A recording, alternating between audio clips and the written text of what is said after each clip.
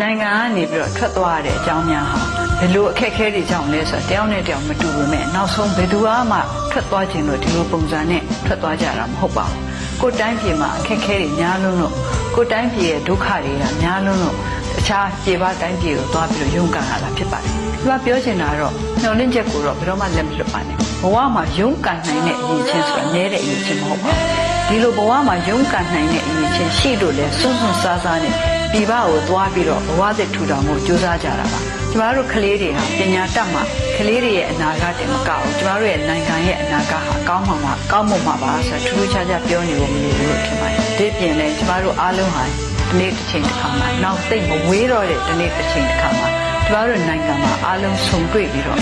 အားလုံးလက်တွဲပြီးတော့